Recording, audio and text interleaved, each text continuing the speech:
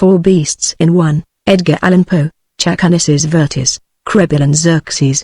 Antiochus Epiphanes is very generally looked upon as the Gog of the prophet Ezekiel. This honor is, however, more properly attributable to Cambyses, the son of Cyrus. And, indeed, the character of the Syrian monarch does by no means stand in need of any adventitious embellishment. His accession to the throne, or rather his usurpation of the sovereignty, 171 years before the coming of Christ, his attempt to plunder the temple of Diana at Ephesus, his implacable hostility to the Jews, his pollution of the Holy of Holies, and his miserable death at Tarbes, after a tumultuous reign of 11 years, are circumstances of a prominent kind, and therefore more generally noticed by the historians of his time than the impious, dastardly, cruel, silly, and whimsical achievements which make up the sum total of his private life and reputation. Let us suppose, gentle reader, that it is now the year of the world 3830, and let us, for a few minutes, imagine ourselves at that most grotesque habitation of man, the remarkable city of Antioch. To be sure there were, in Syria and other countries, 16 cities of that appellation, besides the one to which I more particularly allude. But ours is that which went by the name of Antiochia Epidaphne, from its vicinity to the little village of Daphne, where stood a temple to that divinity. It was built, although about this matter there is some dispute, by Seleucus Nicanor, the first king of the country after Alexander the Great, in memory of his father Antiochus, and became immediately the residence of the Syrian monarchy. In the flourishing times of the Roman Empire, it was the ordinary station of the prefect of the eastern provinces, and many of the emperors of the Queen City, among whom may be mentioned, especially, Verus and Valens, spent here the greater part of their time. But I perceive we have arrived at the city itself. Let us ascend this battlement, and throw our eyes upon the town and neighboring country. What broad and rapid river is that which forces its way, with innumerable falls, through the mountainous wilderness, and finally through the wilderness of buildings? That is the Ounce, and it is the only water in sight, with the exception of the Mediterranean, which stretches, like a broad mirror, about 12 miles off to the southward. Everyone has seen the Mediterranean, but let me tell you, there are few who have had a peep at Antioch. By few, I mean, few who, like you and me, have had, at the same time, the advantages of a modern education. Therefore cease to regard that sea, and give your whole attention to the mass of houses that lie beneath us. You will remember that it is now the year of the world 3830. Were it later, for example, were it the year of our Lord 1845, we should be deprived of this extraordinary spectacle. In the 19th century Antioch is, that is to say, Antioch will be in a lamentable state of decay. It will have been, by that time, totally destroyed, at 3 different periods, by 3 successive earthquakes. Indeed, to say the truth, what little of its former self may then remain, will be found in so desolate and ruinous a state that the Patriarch shall have removed his residence to Damascus. This is well. I see you profit by my advice, and are making the most of your time in inspecting the premises, in satisfying your eyes with the memorials and the things of fame, that most renown this city. I beg pardon, I had forgotten that Shakespeare will not flourish for 1750 years to come.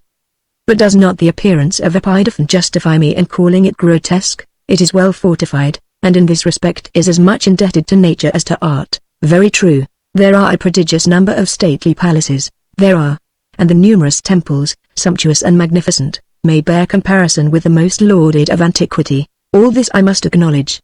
Still there is an infinity of mud huts, and abominable hovels. We cannot help perceiving abundance of filth in every kennel, and, were it not for the overpowering fumes of idolatrous incense, I have no doubt we should find a most intolerable stench. Did you ever behold streets so insufferably narrow, or houses so miraculously tall? What gloom their shadows cast upon the ground! It is well the swinging lamps in those endless colonnades are kept burning throughout the day. We should otherwise have the darkness of Egypt in the time of her desolation. It is certainly a strange place. What is the meaning of yonder singular building? See. It towers above all others, and lies to the eastward of what I take to be the royal palace. That is the new temple of the sun, who is adored in Syria under the title of Elagabala. Hereafter a very notorious Roman emperor will institute this worship in Rome, and thence derive a cognomen, Heliogabalus. I dare say you would like to take a peep at the divinity of the temple. You need not look up at the heavens, his sonship is not there, at least not the sonship adored by the Syrians. That deity will be found in the interior of yonder building. He is worshipped under the figure of a large stone pillar terminating at the summit in a cone or pyramid, whereby is denoted fire. Hark, behold! Exclamation mark. Who can those ridiculous beings be, half naked, with their faces painted, shouting and gesticulating to the rabble? Some few are mountebanks. Others more particularly belong to the race of philosophers. The greatest portion, however, those especially who belabor the populace with clubs, are the principal courtiers of the palace, executing as in duty bound, some laudable comicality of the king's. But what have we here? Heavens! The town is swarming with wild beasts. How terrible a spectacle! Exclamation mark. How dangerous a peculiarity! Terrible, if you please, but not in the least degree dangerous. Each animal, if you will take the pains to observe, is following, very quietly, in the wake of its master. Some few, to be sure, are led with a rope about the neck, but these are chiefly the lesser or timid species. The lion, the tiger, and the leopard are entirely without restraint. They have been trained without difficulty to their present profession, and attend upon their respective owners in the capacity of valets de chambre. It is true, there are occasions when nature asserts her violated dominions, but then the devouring of a man-at-arms, or the throttling of a consecrated bull, is a circumstance of too little moment to be more than hinted at in Epidaphne. But what extraordinary tumult do I hear? Surely this is a loud noise even for Antioch. It argues some commotion of unusual interest. Yes, undoubtedly. The king has ordered some novel spectacle, some gladiatorial exhibition at the hippodrome, or perhaps the massacre of the Scythian prisoners, or the conflagration of his new palace, or the tearing down of a handsome temple, or, indeed, a bonfire of a few Jews. The uproar increases. Shouts of laughter ascend the skies. The air becomes dissonant with wind instruments, and horrible with clamor of a million throats. Let us descend, for the love of fun, and see what is going on. This way, be careful. Here we are in the principal street, which is called the Street of Damascus. The sea of people is coming this way, and we shall find a difficulty in stemming the tide. They are pouring through the alley of Heraclides, which leads directly from the palace. Therefore the king is most probably among the rioters.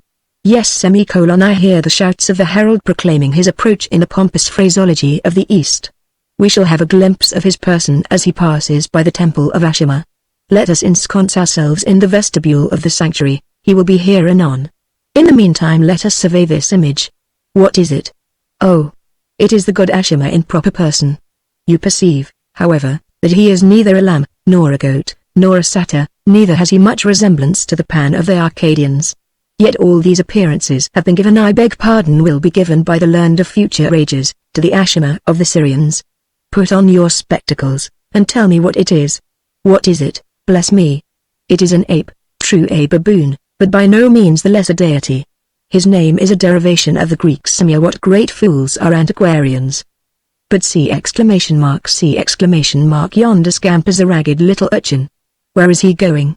What is he bawling about? What does he say? Oh! He says the king is coming in triumph, that he is dressed in state, that he has just finished putting to death, with his own hand, 1,000 chained Israelitish prisoners. For this exploit the ragamuffin is lauding him to the skies. Hark! Here comes a troop of a similar description. They have made a Latin hymn upon the valor of the king, and are singing it as they go. Mil, decolavimus, annus homo, mil, decolavimus, mil, vivatque mulmuloxidit, tantum vini habet nemo, quantum sanguinis effudit. 1, which may be thus paraphrased: 1,000, 1,000, 1,000, 1,000, 1,000, 1,000. We, with one warrior, have slain 1,000, 1,000, 1,000, 1,000. Sing 1,000 over again. Soho! Let us sing, long life to our king, who knocked over 1,000 so fine. Soho! Let us roar. He has given us more red gallons of gore than all Syria can furnish of wine. Do you hear that flourish of trumpets? Yes, the king is coming. See! The people are aghast with admiration, and lift up their eyes to the heavens in reverence.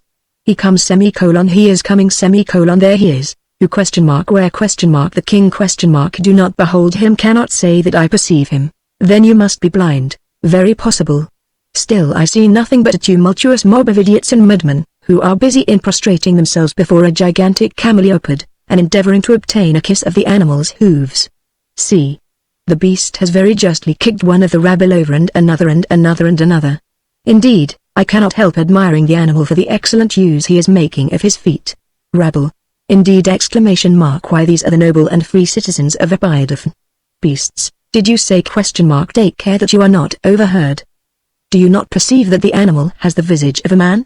Why, my dear sir, that camelopards is no other than Antiochus Epiphanes, Antiochus the illustrious, king of Syria, and the most potent of all the autocrats of the East.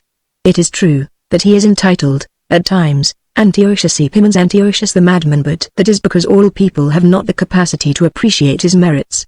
It is also certain that he is at present ensconced in the hide of a beast, and is doing his best to play the part of a camelopard, but this is done for the better sustaining his dignity as king. Besides, the monarch is of gigantic stature, and the dress is therefore neither unbecoming nor over-large. We may, however, presume he would not have adopted it but for some occasion of especial state. Such, you will allow, is the massacre of 1,000 Jews. With how superior a dignity the monarch perambulates on all fours. His tail, you perceive, is held aloft by his two principal concubines, Elaine and Argilis, and his whole appearance would be infinitely prepossessing, were it not for the protuberance of his eyes, which will certainly start out of his head, and the queer color of his face, which has become nondescript from the quantity of wine he has swallowed. Let us follow him to the hippodrome, whither he is proceeding, and listen to the song of triumph which he is commencing. Who is king but Epiphanes? Say, do you know, who is king but Epiphanes? Bravo! Bravo! There is none but Epiphanes. No, there is none. So tear down the temples, and put out the sun. Well and strenuously sung. The populace are hailing him Prince of Poets, as well as Glory of the East, Delight of the Universe, and most remarkable of camelopards. They have encored his effusion, and do you hear ? He is singing it over again. When he arrives at the hippodrome, he will be crowned with the poetic wreath, in anticipation of his victory at the approaching Olympics. But, good Jupiter, what is the matter in the crowd behind us? Behind us, did you say ? Oh. I perceive.